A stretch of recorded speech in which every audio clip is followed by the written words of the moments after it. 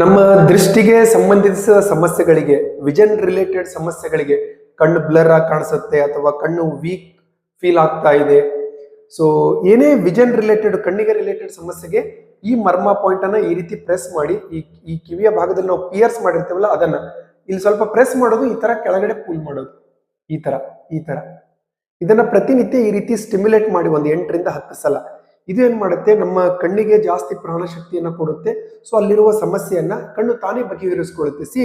ಮರ್ಮ ಪಾಯಿಂಟ್ಸ್ ಕೂಡ ಯಾವ ರೀತಿ ಕೆಲಸ ಮಾಡುತ್ತೆ ಅಂತಂದ್ರೆ, ನಿಮ್ಮ ದೇಹದ ಯಾವ ಭಾಗಕ್ಕೆ ಜಾಸ್ತಿ ಪ್ರಾಣ ಶಕ್ತಿ ಬೇಕು ಆ ಮರ್ಮ ಪಾಯಿಂಟ್ ಅನ್ನ ನಾವು ಸ್ಟಿಮ್ಯುಲೇಟ್ ಮಾಡ್ತೇವೆ. ಸೊ ಇದು ಬೇಸಿಕಲಿ ನಿಮ್ಮ ಕಣ್ಣಿನ ಭಾಗವನ್ನ, ಅಲ್ಲಿರುವ ಸಮಸ್ಯೆಯನ್ನ ಇಂಪ್ರೂವ್ ಮಾಡ್ಲಿಕ್ಕೆ ಈ ಮರ್ಮ ಪಾಯಿಂಟ್ ಹೆಲ್ಪ್ ಮಾಡುತ್ತೆ. ಮತ್ತೆ ಈ ಮರ್ಮ ಪಾಯಿಂಟ್ ಮತ್ತೆ ಯಾವ ಸಮಸ್ಯೆಗೆ ಹೆಲ್ಪ್ ಮಾಡುತ್ತೆ ಅಂತಂದ್ರೆ, ಒಂದು ಹೈಪರ್ ಆಕ್ಟಿವ್ ಮೈಂಡ್ ಇತ್ತು ಅಂದ್ರೆ, ಮೈಂಡ್ ರೆಸ್ಟ್ಲೆಸ್ ಇತ್ತು, ಒತ್ತಡ ಇತ್ತು ಅಂದ್ರೂ ಕೂಡ ಜಸ್ಟ್ ಈ ರೀತಿ ಪುಲ್ ಮಾಡಿ ನೋಡಿ, ಇಮ್ಮಿಡಿಯೇಟ್ಲಿ ನಿಮಗೆ ಸ್ವಲ್ಪ ರಿಲ್ಯಾಕ್ಸೇಷನ್ ಫೀಲ್ ಆಗುತ್ತೆ.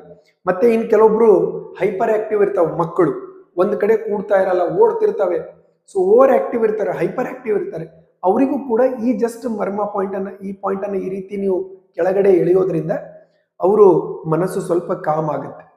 ಸೊ ಇದು ನಿಮ್ಮ ಮೈಂಡ್ ಮೇಲೂ ಕೆಲಸ ಮಾಡುತ್ತೆ, ಮತ್ತೆ ನಿಮ್ಮ ಕಣ್ಣಿನ ದೃಷ್ಟಿಗೆ ಸಂಬಂಧಿಸಿದ ಸಮಸ್ಯೆಗಳಿಗೂ ಕೂಡ ಈ ಮರ್ಮ ಪಾಯಿಂಟ್ ಹೆಲ್ಪ್ ಮಾಡುತ್ತೆ.